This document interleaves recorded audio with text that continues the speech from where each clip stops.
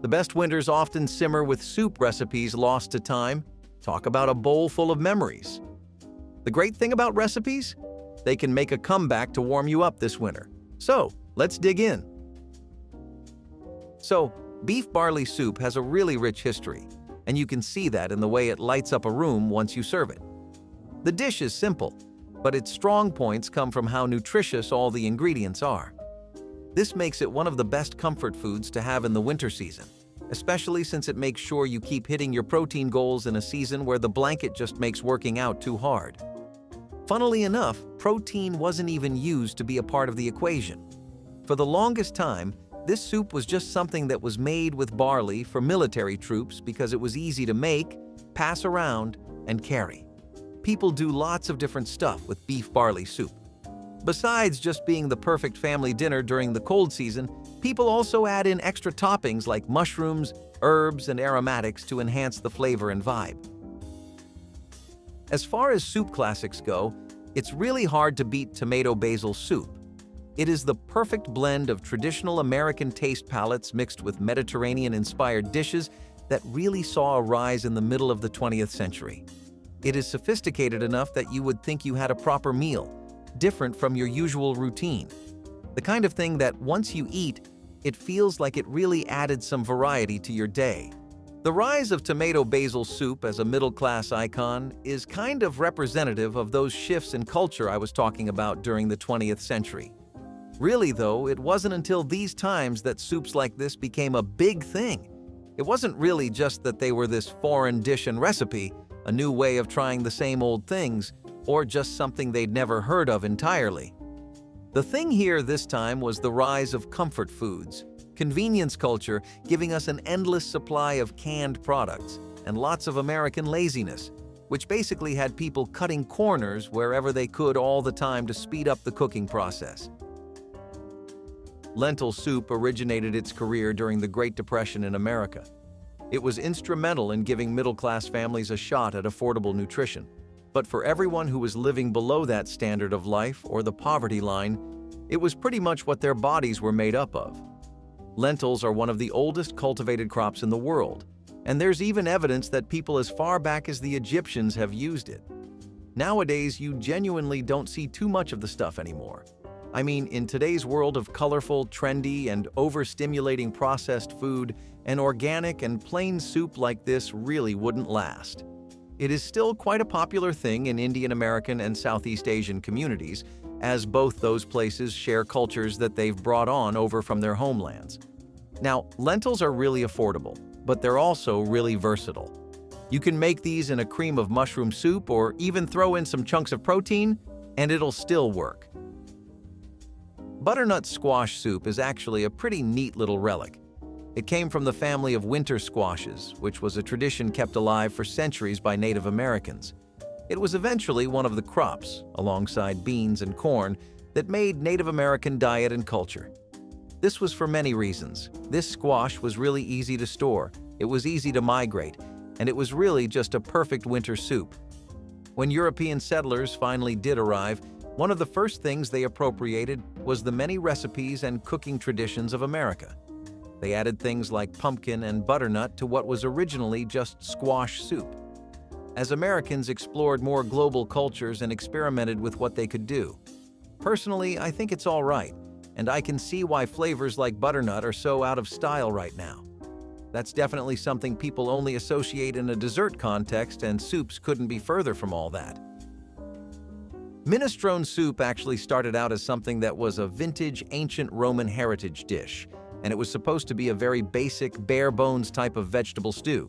This common meal utilized local ingredients that were available, like lentils, grains, and garlic.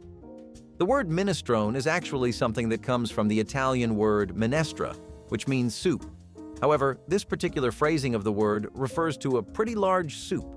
That ties into how it was prepared and perceived, since minestrone soups were almost always made for working-class families, so that a big batch of food could be prepared and served to everyone.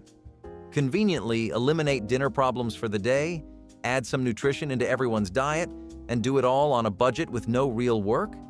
It sounded like a home chef's dream, and it definitely was. minestrone soup became a symbol of Italian-American heritage, especially with how many of them were bringing their own family recipes and including other things like macaroni and kidney beans.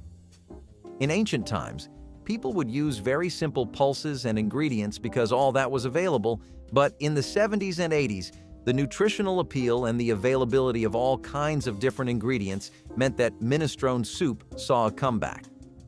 However, in this attempt to add flavor and variety to it, people pretty much diluted the original recipe to the point you couldn't really call it minestrone soup anymore, and I think that's why it's a forgotten classic.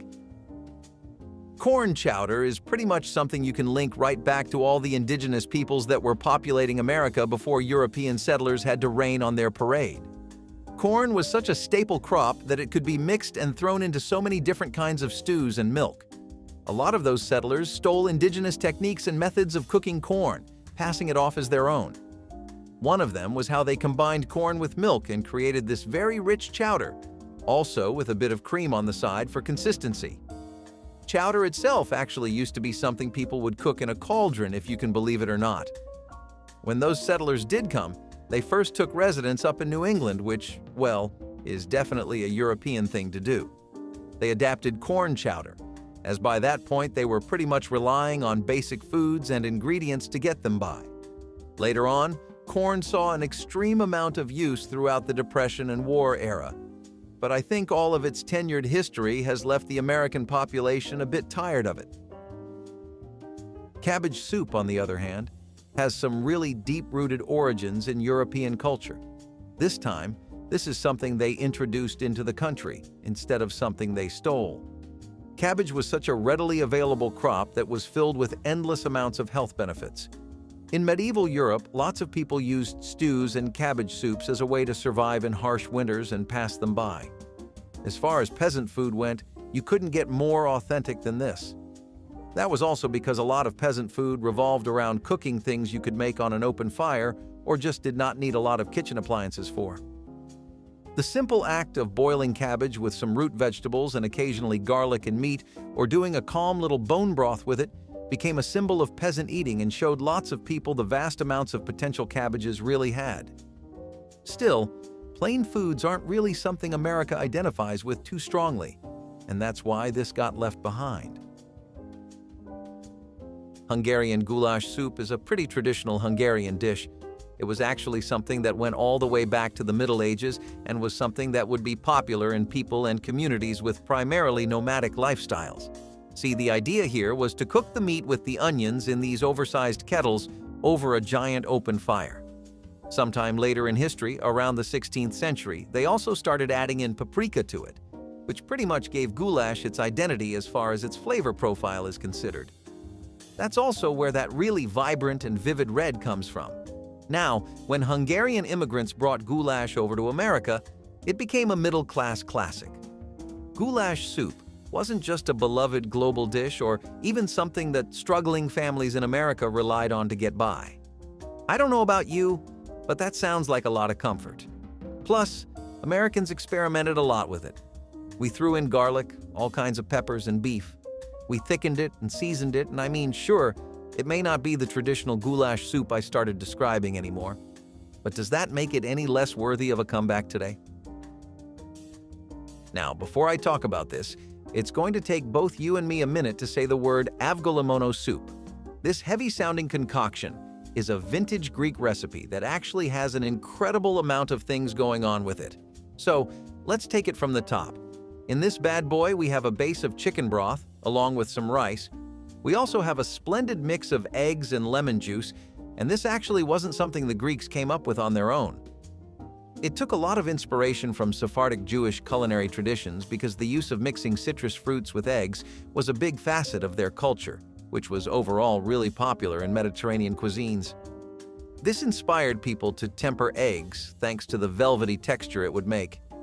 Despite how fancy it sounds, this was actually something Greek people and immigrants in America used to stretch ingredients when times were tough, but they were always of the opinion that a low caliber of ingredients shouldn't result in a low caliber of food, and as a result, this soup punches way above its weight. During the colder months, avgolemono is a celebrated staple in some communities where Mediterranean cuisine and Greek influences are still pretty prevalent, as few and far as those corners may be in modern America. Ribollita is something where you can't talk enough about it. Right from the streets of Tuscany, Italy, this is rooted in Italian peasant cooking, and the name of the dish actually translates to reboiled. Why does this matter? Well, the re part means a lot. It shows you that, 1, this dish was made entirely out of leftovers, which is why they're being reboiled. 2, it would show you that there was no fancy cooking equipment or anything you needed. As long as you could get some water boiling, you were good to go. The origins of this dish would be based around leftover vegetable soups that would then be reheated alongside stale bread. In that regard, I think people during the Depression had a lot in common with Italian peasant culture back then too. The idea was to minimize water use, and that's probably why so many Italian communities did share whatever they could about this dish with their communities and neighborhoods. It was something you'd see in family cookbooks that immigrants would carry with them, and the reliance of the dish on basic vegetables, water, and beans meant that it was the ideal thing to eat for people who couldn't afford anything more, but still didn't want to waste away in the winter. Pho is a Vietnamese icon that has taken its career in being a senior soup choice all the way from northern Vietnam to the streets of any American neighborhood. This dish is characterized by things like a broth you can smell from miles away, the delectable sound of simmering beef bones that remind you of waiting around for mom's cooking, onions that seem fresher and more purple than anything you've ever seen at Walmart, and the warmest spices like cinnamon, cloves, and star anise. The idea to introduce beef to pho wasn't actually how it originally started, but it was something that people liked a lot in America too. The soup's popularity was something that couldn't be ignored throughout America in the 70s and 80s, especially with how many Vietnamese American communities and immigrant populations in general were taking advantage of the current trends of that era. The times back then were all about exploring these new cultures, seeing what they had to offer, and opening the horizons of our taste buds, which I'm pretty glad for, to be honest. I'd hate to be born in the 2000s when pho wasn't a widely available thing. Pho has now become a mainstream part of American society and is arguably the most suitable winter food. Mulligatawny soup, on the other hand, is something that shares an equally deep and colorful history. The start of this soup is something we can trace back to the glorious British Empire and its long stretch of colonialism. Then we can trade it back to masterful Indian traditions with their aromatic array of seasonings and herbs that bring color to any broth or soup. After all, it did originate from southern India, and we take a lot more from the subcontinent than we realize, really. Mulligatawny actually does mean pepper water, which is a pretty suitable name for this. It's kind of like a baby hot pot, only without all the boiling and meats. Although when British people did first colonize India, they adapted meat into the soup. When it made its way into American homes during the 20th century, it was seen as this really exotic dish that could be served in upscale restaurants for a pretty penny, and I mean a very decently pretty one. It was also seen as something that a lot of people were interested in making on their own in their homes, especially since they wanted to adopt more traditional dishes from international waters. Somewhere between culinary curiosity and inherent interest in Indian seasonings, something Americans have always used with or without knowing it, mulligatawny soup became a fusion dish that is still quite a presence. Cream of mushroom soup was also a European dish that made its way to the shores of the United States and actually managed to pull its weight. Again, this is something people particularly preferred thanks to the simplicity and versatility of cream soups. They can be made with anything, and yes, I do literally mean anything. Also, here's another fun fact you may not be aware of. During the 20th century, thanks to the absolute train wreck that the first half was really just generational work on all accounts by everyone involved, but anyway, during those days, people really began to forage. I mean, they had no money, they had no food, and the table wasn't going to serve itself. People had kids, families to take care of, and lots of responsibilities to rise up to, you know? So they turned to what people always turn to when they have nothing left and nowhere to go: nature. Besides just growing greens in the back of your garden, The average American had also discovered a knack for foraging wild mushrooms.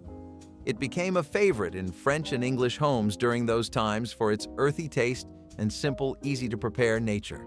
Now, thanks to brands like Campbell's, which have not only come out with affordable and easy-to-get mushroom options, but also entire ready-made cream of mushroom soups, it has established itself as a top dog, even if its popularity isn't quite what it used to be. Now, sinigang is something Filipino, and I'm going to take my time with this one because we really just don't see a lot of the Philippines being represented in America, despite how many people we have from there. Then again, we have people from everywhere, don't we? Anyway, back to the soup. So, you like tangy and savory things, huh? What if I told you this tamarind tomato, veggie, and meat fish mix is exactly what you're craving? Sinigang is something you could trace right back to the ancient history of the Philippines, or at least that's how modern textbooks would have you think of it. But really, just a little bit before pre-colonial times, it was a very popular method in the Philippines to sour soups with native fruits. Things like tamarind or guava added this sour layer to the flavor profile that they deeply appreciated.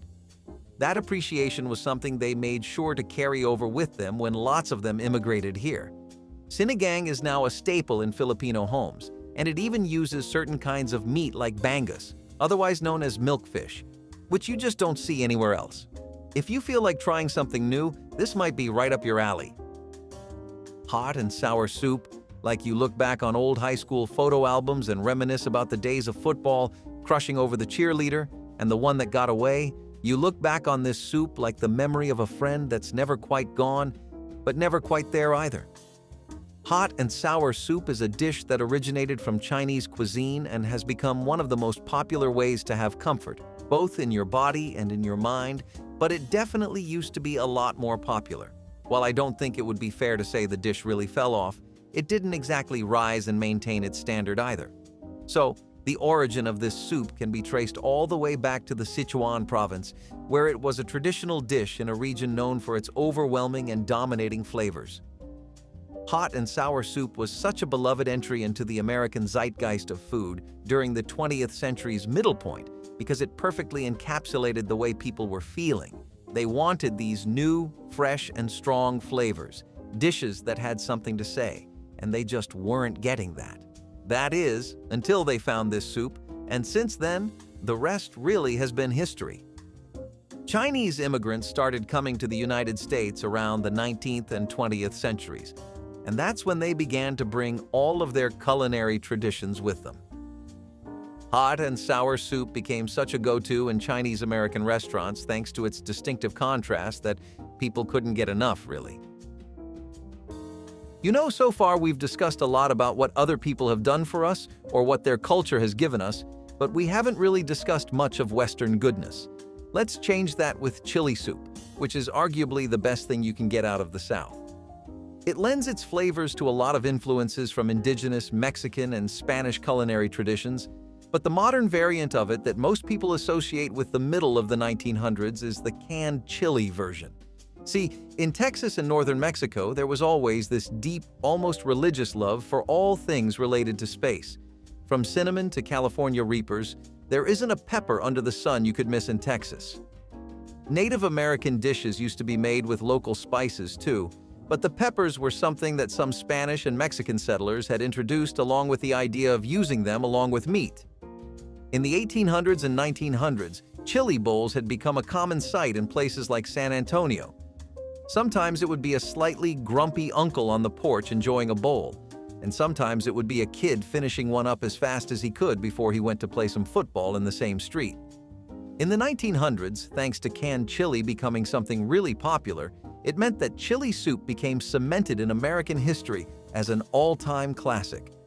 Now, people have moved on to doing new and more exorbitant things with chili, mostly to gain traction on social media, thanks to how fast-paced trends are now, but chili used to wear the crown of top soup for a long while. Borscht is an Eastern European soup that's pretty much synonymous with Ukrainian and Russian cuisine in America. I mean, you didn't even have to go to those places anymore to get the authentic stuff. Borscht became widely available thanks to how it used beets, and beets were something we were becoming besties with during the Depression. The soup had a really vibrant red color, and this earthy flavor that was just unmistakable and irreplaceable. From the medieval period to now, borscht has done a pretty good job of keeping itself alive, but it's always been a bit in the background, never really at the forefront like chili soup would be. It's made using fermented wheat or any kind of sourdough along with vinegar and a dash of sour cream. Jewish immigrants also really loved this dish and had their own version of borscht, and it appealed to other communities in America because theirs had a focus on being vegetarian, whereas borscht was typically made with beef or pork sometimes. It was a nourishing dish, and it could even be enjoyed cold, so whether it was winter or summer, this dish was working. Tortilla soup is a Mexican dish deeply rooted in the tradition of the area, along with a history that's as rich as the soup itself. It shows you the flavors you can expect when Spanish cuisine is brought into the equation, and just like a lot of things in this corner of the world, the history of this soup is deeply tied to the use of corn and how it is one of the easiest crops to grow in America. The soup is something you make from a broth that's based around tomatoes, and then it's flavored with onions, chilies, and garlic for additional flavor. The real kicker here is the fried strips of corn tortillas, which really give the soup its signature feel and identity. It's also something that just looks pretty, and that's all thanks to the several kinds of garnishes you can expect: cilantro, avocado, cheese, and tortilla strips. All of this makes it a dish that's not only really good to eat in the winter and healthy, but also really fun to make and enjoy. You can customize it to your liking and really just find your ideal tortilla soup too. Throughout the 20th century, it has come and gone in waves. In the 1940s, it was known for being a market staple that you could just find in local shopping centers. Then, tortilla soup was always something you would see in the 1980s and the 1990s on restaurant menus. It's gotten low-key now, not a lot of love or fans, but there are still corners that serve a mean tortilla soup. Italian wedding soup is a dish that made its way from Campania and Naples to America. Minestra maritata is something that translates to married soup. Basically, the idea behind naming it was to show how this was just more or less the perfect marriage of flavors between the meatballs in the dish and the greens that were present. These typically were things like spinach or escarole, and despite how it's called a marriage soup, it wasn't something you really would find at weddings. Instead, this was a home-cooked dish that you would find in places and Italian-American neighborhoods during the winter. The soup was a flavorful broth that had a lot of meat that was simmered so that you could get maximum flavor out of it. The origins of the dish go back to the 17th century, but the idea of adding braised beef and pork to it was something that resurged in America during the 20th century. Italian wedding soup was seen as the perfect mix between lighthearted and elegant, and that's why it got so popular in many homes. The southern regions of America, typically the rural ones, did have some niche Italian communities that popularized this dish there, but it's always been a niche dish. Too niche, actually, and that was probably why it never got past the log hall and made a name for itself in the 2000s. Which is awfully sad, because when we think of Italian food, I think we immediately go to luxury and haute cuisine, but there's so much potential for comfort food there, too. Turkey wild rice soup is a hearty dish that is rooted in all kinds of Native American comfort. It's something that's really popular in the upper Midwest region of the United States. That's because over there, wild rice is something you can typically expect since it was always such a staple of indigenous diets for so many centuries. It has always been prized for the flavor as well as all the wonderful health benefits. The soup itself is bomb, and it's actually such a smart way of using your leftover turkey, which typically makes it the go-to thing for people after a massive Thanksgiving dinner. This is why people would always save this soup for somewhere along the winter and holiday season. Now, the addition of wild rice with things like vegetables and carrots, onions, and celery, plus the thickened creamy base of the soup, made the turkey wild rice soup a national hit in most places. During the colder months, especially in areas like Minnesota, where the snow seriously piles up and it gets awfully too cold, it would be the go-to option for almost every family around. Turkey started to become something people were always just eating even outside of Thanksgiving. Soups like this made that happen, even if they didn't last the long run and people don't remember anymore. Oxtail soup, on the other hand, is right out of African American culture and a tradition that honestly took a while to find its way into the mainstream. For centuries, oxtail has historically been considered a really poor quality cut of meat. It was cheap, and it was readily available since nobody would buy it except families back then who had traditions and cultural heritage around oxtail soup. There's always an African grandma that really knows how to make a showstopper out of this after all. The thing with oxtail is that you really have to know how to cook it. Just boiling it, braising it, all that wouldn't really work here. You had to simmer the thing for hours until the flavors from the bone of the meat were actually extracted, because that's what made up the taste of the dish. Without that process, the broth was pretty much just meaningless. The dish was such a common sight in working-class homes, but around the Depression, when people started warming up to different parts of animals that they would usually just ignore entirely because they weren't up to standard, oxtail soup started becoming something people enjoyed more. Even today, it's still a very celebrated part of African American culture, and you can go on Twitter and verify that just by searching up oxtail soup and being bombarded with a seemingly infinite amount of threads and takes on the classic. On the other hand, caldo verde is a Portuguese dish that represents the flavors of that country. The same way, if I wanted to show someone what Texas was really about, I'd take them to a reputable steakhouse. Portuguese peasant food was all about taking simple ingredients and adding one special wildcard type ingredient that really brought a lot of wow factor into the equation.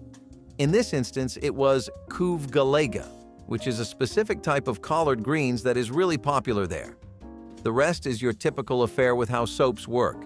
You simmer it for a bit, you boil it, layer on those garnishes, throw in some spices, serve it in a cute little bowl, and make yourself feel fancy for all the work you've done, then enjoy your plain winter evening. Caldo verde would traditionally be prepared during festivals or big family gatherings, but ever since it came to America, it's had a different interpretation entirely. Here, it's like this one-off dish that you make during the winters every now and then, and especially in places with big Portuguese immigrant populations. Harira is a flavorful soup that comes right out of Moroccan recipe books and family traditions. It's served pretty much during Ramadan as a way to break the fast during iftar, and the origins of harira can be traced all the way back to Arab inspirations with North African cuisine. The dish incorporates things like lentils, tomatoes, and lots of spices, and harira is made from combinations of tomatoes, celery, chicken, or lamb, and even spices like turmeric and saffron. So already, off the bat, we have lots of different things from the typical American flavors we're all used to seeing. It's got a very rich and velvety texture, and harira is a dish that has evolved a significant amount over time. You would see it in street stalls and Moroccan restaurants that were trying to thrive off of the fact that American people wanted more and more of the after effects of globalization. What I mean by that is, people were pretty sick and tired of waking up to the same old bland, dry strip of beef jerky and sunny-side eggs for breakfast. The winter months only made stuff like that worse because the lack of inspiration as far as food was considered was starting to become even more apparent. Luckily, soups like harira made a big impression on loads of people, and for good reason. Helped them get some new flavors in their diet, you know? Cheddar broccoli soup is a traditional rich and creamy soup that's pretty much irresistible to any American that tries it. This is because for some reason, the odd mix of cheddar alongside broccoli just scratches an itch that I didn't even know my brain had. Typically, you use fresh broccoli to make this and serve it with a creamy base. Any kind of milk and cream combo works, as long as you get that really velvety texture that cream soups are known for. Where did something like this first start from? Well, the answer to that can be found in the 20th century, and creamy vegetable soups in general were a concept that took off from there and began to penetrate their way into menus, cookbooks, community recipes, blog posts, and foodie vlogs all over the nation as time and technology progressed. Can I pinpoint one person who singled out these two ingredients and decided they would be revolutionary? No. But I can tell you that broccoli was something that was a bit too abundant during the 50s and 60s in America. It was a vegetable that overall was introduced to us at the start of the 20th century, and as you know, we Americans really do need to experiment once with cheese. If something can pass the cheese check, then it's probably got a safe career as far as American dining goes. Pumpkin soup is a favorite not just around Halloween, but autumn and America in general. Huh, I didn't realize those words sounded good together. Anyway, besides your usual Thanksgiving-related affairs and fun, people started to have pumpkin soup during the early history of the country, where pumpkins were actually a lot more common than history would have you believe. They weren't used in soups either. It is savory dishes like stews and squashes, steaks, and even burgers. European settlers also tried to make a lot of use of pumpkin in their cooking, and by the time of the 20th century, it was a pretty well-adapted idea. You had pured pumpkin, you had things like onions, garlic, and spices, as well as nutmeg and cloves being thrown into those stews and soups to find out what else you could do with pumpkin. You could serve it cold or hot, so basically there was a lot of marketable potential. You get what I mean? It's a bit sad that hobbies like fishing and foraging have gone out of style because they really can be defined as America's roots. We used to gather berries, make mushroom pot pies, and use bell peppers instead of Nashville hot sauce, you know? There's nothing wrong with any of that. I mean, as I sit here and tell you, I honestly finished a Nashville sandwich myself yesterday, but there's always more variety when food tastes in the country don't swing too violently towards one or the other. I think a lot of us can agree that while we wouldn't like to lose the convenience and comfort of having our favorite food and burgers on speed dial, thanks to Uber Eats and DoorDashing, we would still like to engage more with nature and just source our food locally sometimes and see what we can make of it. It's also a lot more reliable, because back then, you weren't afraid of all the additives and whatever else they were putting in your food. You knew it was just completely organic. If there's one thing that the family dinner table is apparently lacking, then it's a big, bubbling pan of tasty chicken rice bake. This is a special dish that's really a godsend for anyone who's too busy to spend hours in front of the kitchen stove. Picture this, juicy, tender chicken legs baked right in with perfectly cooked rice, this dish being completely drenched with thick, savory juices, where with each spoonful I take, I can taste the spices get richer and richer. Just sprinkle in some vegetables, perhaps, some herbs, and you get food that is warming and classy all at once. The best part? You don't need a kitchen degree or hours in the kitchen either. It's just a matter of throwing it together, puts it in the oven, and let it do its work. But then again, I asked myself, why did we stop making this dish? Perhaps casseroles went out of style, or perhaps we lost our love for it somewhere along the way to meal shipments and perpetual pasta dishes. Still, let's revive this old favorite, especially for those who'd like something hot, hearty, and easy to prepare that wouldn't mean a lot of dishwashing afterwards. Every time you take a bite, it feels like coming home after a day's work, and for the next day's leftovers, it is always better. Be prepared to be charmed all over again with this family classic, and your tongue will do a happy dance. Corn pudding is a dish that may not have been as grand as the rest so far, but it was a simple DIY casserole that made your day. Corn pudding was made with stewed corn and thickening agents that helped give it a pudding or custard-like texture. However, it was not typically baked in a traditional casserole case. Instead, it had a custard dish that the pudding would go into and then be baked in. Now, down in the South, this was the food gospel. People just loved it all over, especially in less urban areas where corn was widely and daily consumed, particularly during times of economic uncertainty when households had to cut corners in the kitchen. Corn pudding was a cheap and easy-to-make casserole that was not too shabby. Nowadays, people like that have moved more to poaching local wildlife than taking Mother Nature's gifts, and as a result, corn pudding went extinct too. Now, skirt steak might seem like a grilling cut, but it's incredibly delicious when slow braised. This dish involved slow cooking skirt steak until it became tender and succulent. The steak was typically braised with vegetables like onions, carrots, and celery, along with a rich broth or wine to enhance its flavor. Skirt steak is also traditional in Mexican cuisine, particularly in the north where it is known as arrachera. Braised skirt steak was often served with mashed potatoes or crusty bread to soak up the delicious sauce. This dish was a hit at sophisticated restaurants, but that doesn't mean your grandma couldn't whip it up. They're the best chefs after all. Go dust off some old cookbooks and you'll find a traditional recipe that won't disappoint. It's still a dish that's perfect for a cozy night in, a family gathering, or simply when you crave a warm and comforting meal. Macaroni and tomatoes are the same, although macaroni can be kind of expensive these days. Back then, it was really affordable, and canned tomatoes were dirt cheap too. Putting them both together to make a lovely and simple tomato sauce-based dish cost next to nothing for families, and naturally, a lot of them had to adapt. If there's one thing this country loves more than convenience and easy work, it's saving money wherever possible, and often those two tend to conflict. Regional recipes like this, which are taken from African American communities, prove that those two goals don't really have to be at opposite ends of the spectrum, and you can definitely enjoy a cheap dinner that tastes good too. It was mostly heavily popular in the South and Midwest as a Depression-era dish that people were fond of, because it let them have comforting macaroni on a budget, plus it had a long shelf life. When the economy eventually started settling, people realized they didn't have to skimp out on it now, because back then, people were really going bare bones with just about everything they were eating. When they started to go the extra mile and still found this dish just as affordable, that was basically what solidified it as a staple of American eating for a long while to come. Cajun dirty rice may not be the prettiest dish, but it definitely put some flavor into my bowl.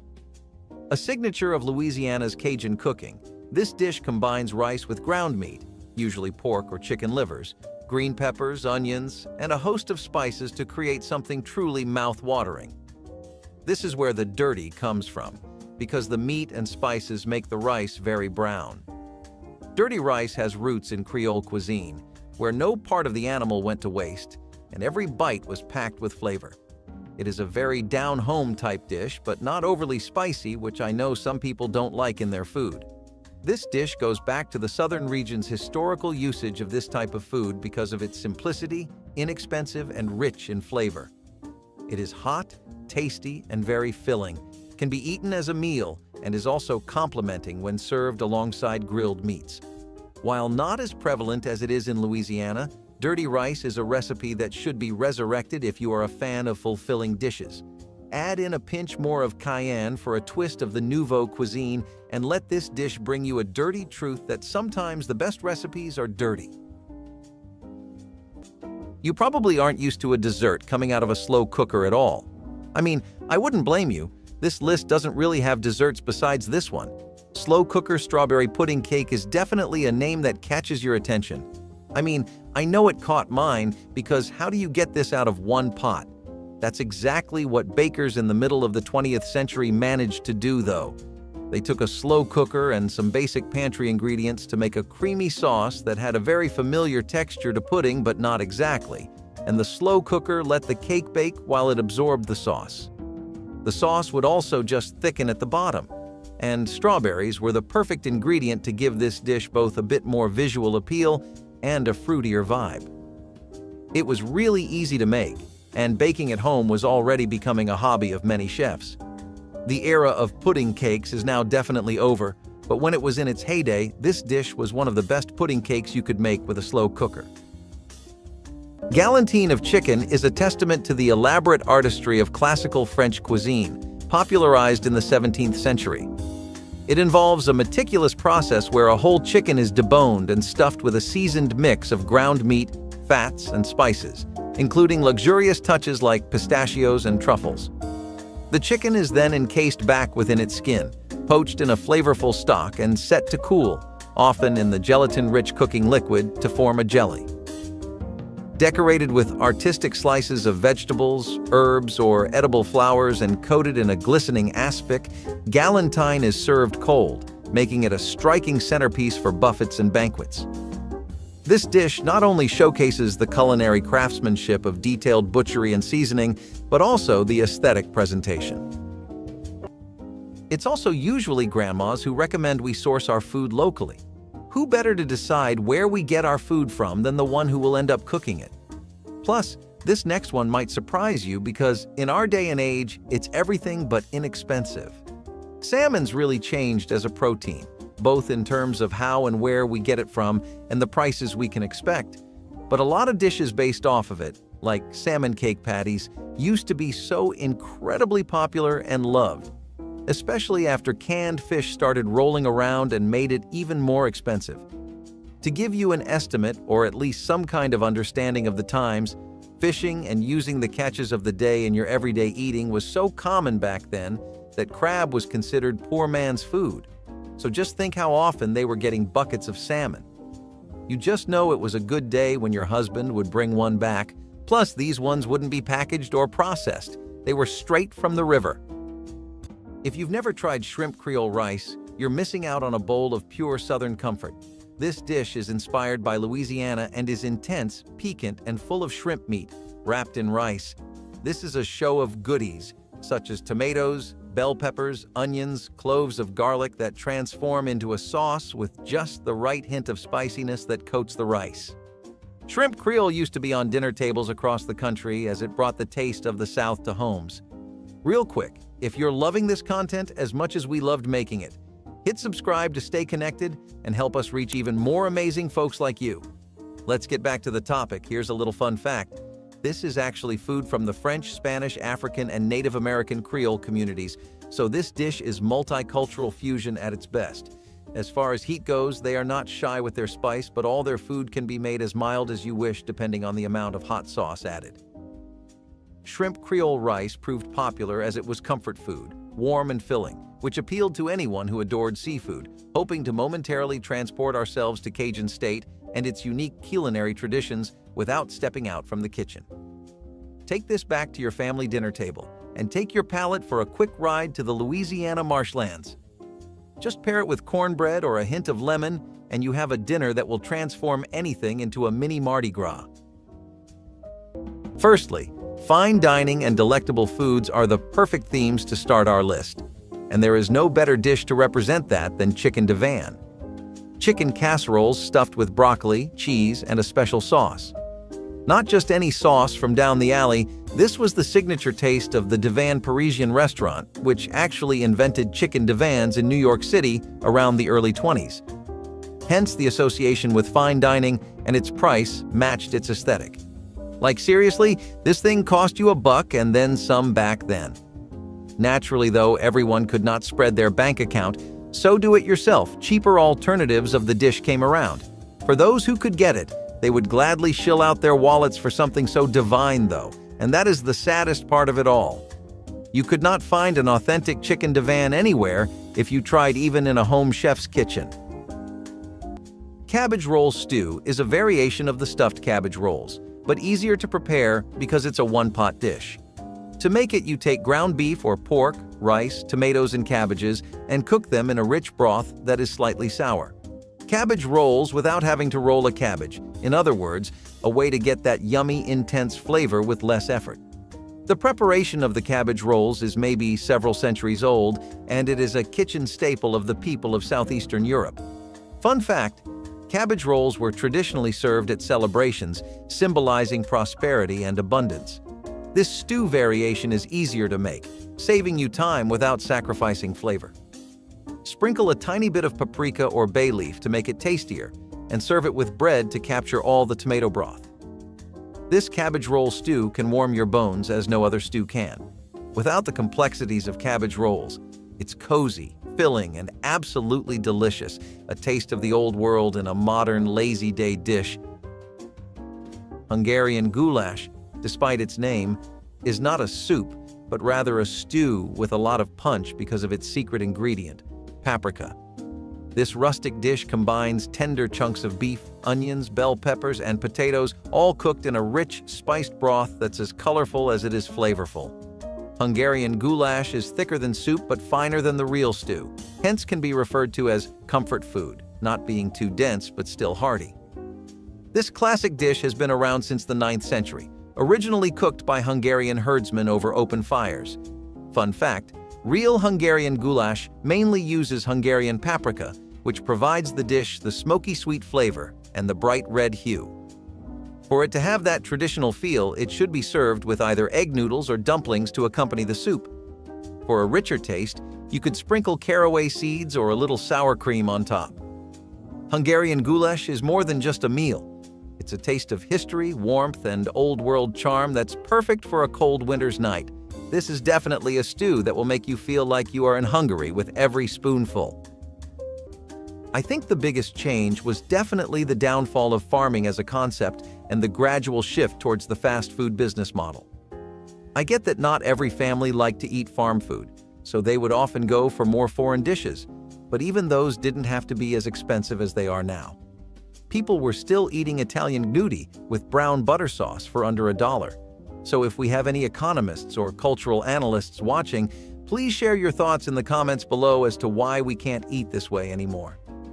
I'd love to read it anyway. Back to the gnudi. This was a pretty affordable dumpling that didn't really take any meat, and brown butter was still ridiculously cheap. All you needed besides the dumpling was just the butter and seasoning. So it figures why, in a time where pasta was usually cheap, this dish did as well as it did. Wild rice and turkey salad cannot be termed as a normal salad, but rather as an explosion of both the texture and the taste, giving it a reason to make a comeback into our tables. Think turkey. Colorful wild rice, crunchy vegetables, and bursts of cranberries in every bite. This salad is crunchy, chewy, and everything you need in a salad.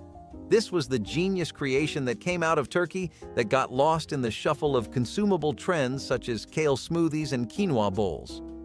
This salad wasn't just a post-New Year's Day holiday fridge clear-out.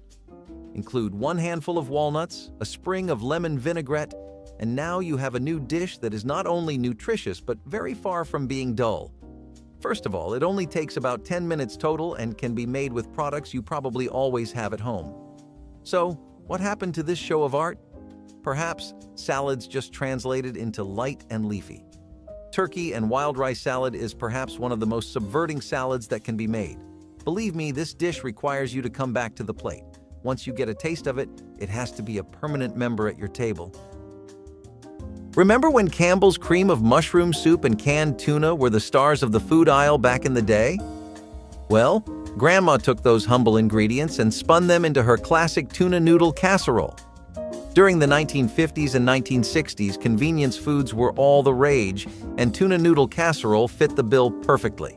It was a post-World War II creation and was whipped up in no time with ingredients already on hand. Plus, it was a classic comfort food that brought everyone together at Graham's dinner table. During the mid-20th century, tuna noodle casserole was a mainstay in American cookbooks and cooking magazines. It was often featured in advertisements and was promoted as a quick and easy dish for the busy homemaker. This one fell out of flavor, but thanks to the recent revival of noodle dishes, we might see this one back on the menu soon. In the meantime, why not dust off Grandma's old cookbooks and bring it back yourself?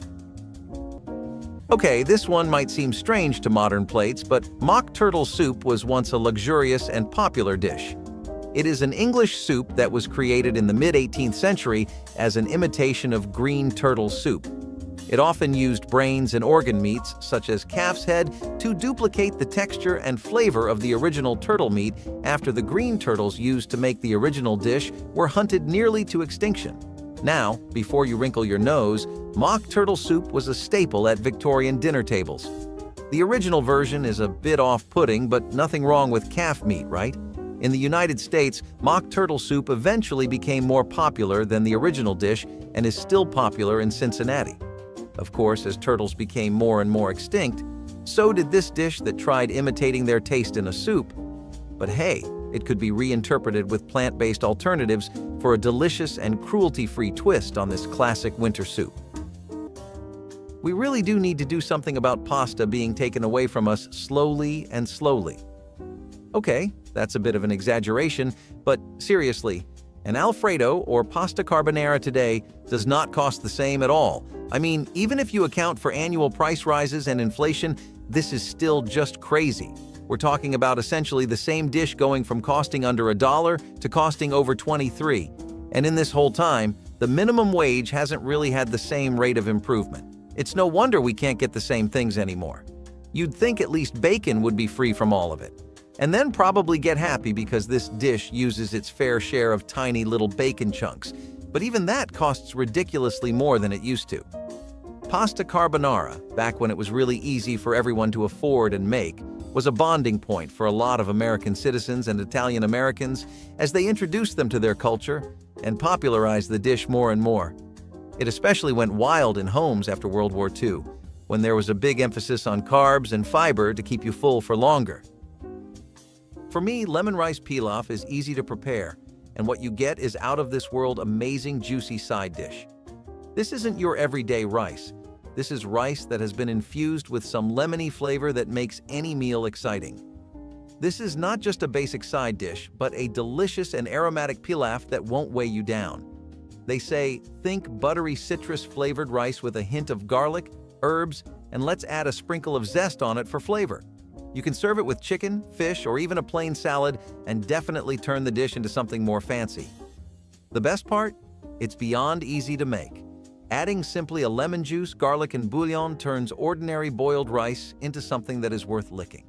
However, somehow this basic but daring pilaf was exchanged for rather ordinary rice boiled steamed. Now is a good time for this dish's redemption. Believe your tongue. And why did this lemony delight disappear? No thanks to the move to quick, effortless, and sometimes less nutritious sides. But let's repost this yummy recipe that is rich in flavor and that tells us that rice does not have to be dull. We're going to continue the casserole show with alpine chicken. This one got popular for more or less the same reasons the other two did. However, it had an extra kick that they didn't, and that was the addition of Swiss cheese. Americans will never get tired of a dish if it has a decent helping of cheese in it. So you shouldn't be too surprised that this is stuck in the minds of eaters and families like glue.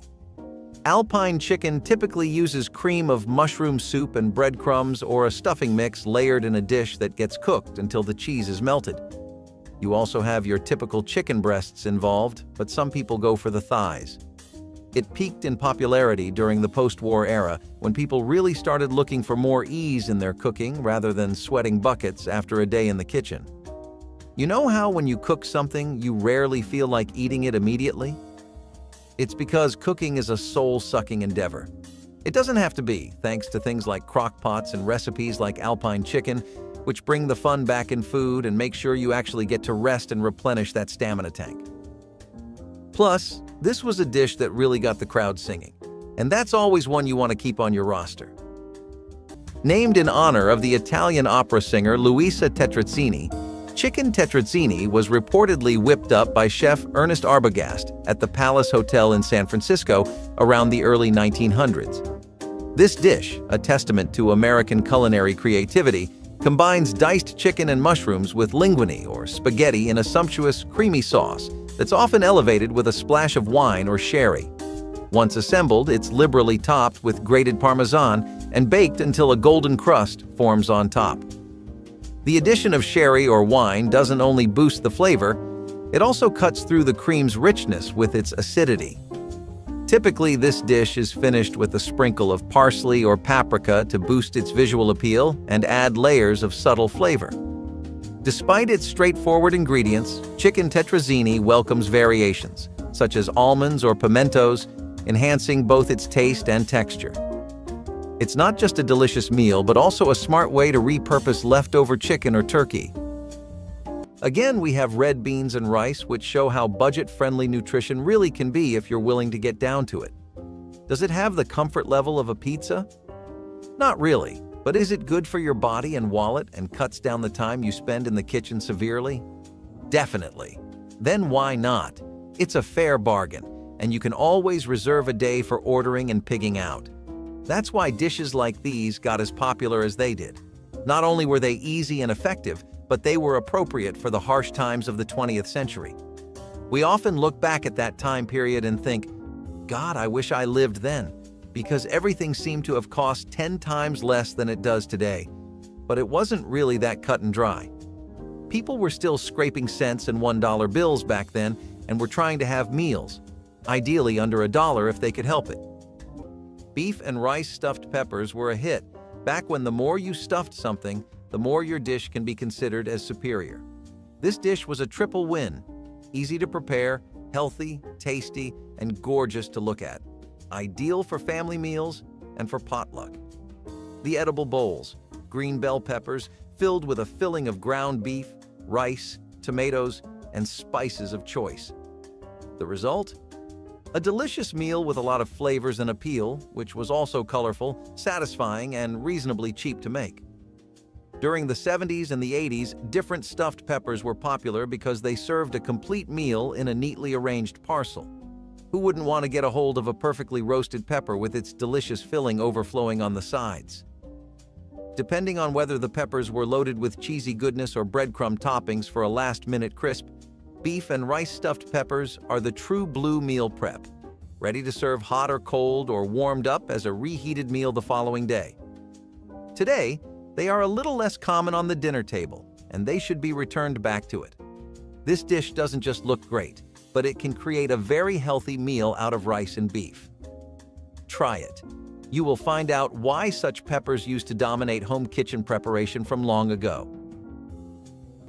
This is probably the best proof of how stress-free a crock-pot can be.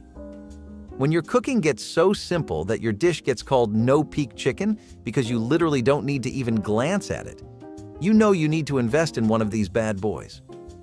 This dish takes chicken breasts and works some real magic with them, but the real star of this show is the canned products. Canned mushrooms and soups are put into a dish with a broth, then covered with foil and baked. The rice absorbs all the liquid, and the chicken soaks in that lovely flavor. It gets really mushy in the process, and that means it's perfect for you to sink your teeth into after a long day. It got popular because it was one of those dump and bake recipes. It took nothing. You wouldn't work up a sweat making it, and everything you needed for it was available at your nearest convenience store. Casserole culture in general started skyrocketing from the 1950s to the 1980s, and this was one of the staples of that time. It's a win-win situation for everyone when your country's classics are made even easier and more accessible thanks to nifty new machines, and people definitely took as much advantage of that fact as they could. To start off, home-style lamb casserole was a staple back in the day. What's not to love about tender pieces of lamb slow-cooked with root vegetables like carrots, potatoes, and parsnips in a rich, savory broth? Different versions of this casserole were often flavored with a blend of herbs such as rosemary, thyme, and bay leaves. This hot meal was a hit in the 1900s, especially in the colder months. Now, lamb casserole was not just about sustenance, it was about bringing the family together. It wasn't easy to whip up, so you really had to get your hands dirty and put in the work. Parents and grandparents would pass down their secret recipes and techniques, so the aroma of this hot meal never really left our dinner tables during winter holidays like Christmas. Unfortunately, tradition was trumped by convenience, and this lamb casserole has been pushed aside for quicker, less time-consuming options. So the thing with a lot of American culture is that it takes away from immigrant cuisines and local regional ways of cooking that make the best use of what's already available around us. Stuff like soup beans and a lot of the dishes on this list are prime examples of that. And that's why they're so different from basic American cooking, which always typically revolves around meat and cheese, both of which, keep getting more expensive. I mean, what even is a soup, really? You put your beans in, you put the water in, mix, and voila, you're good to go.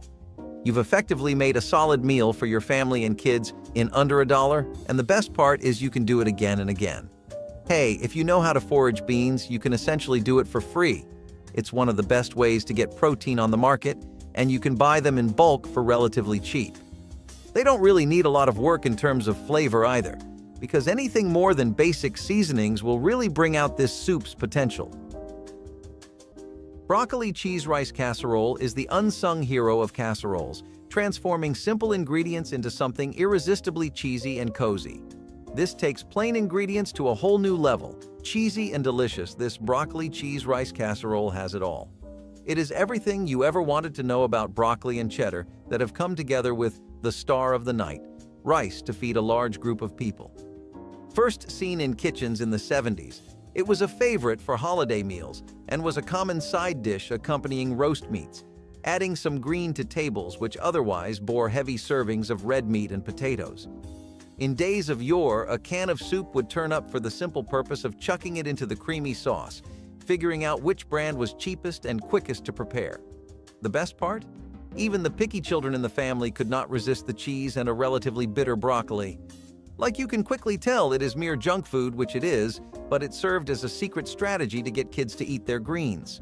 While it may have lost some popularity among today's dining scene, broccoli cheese rice casserole should be brought back as a family meal.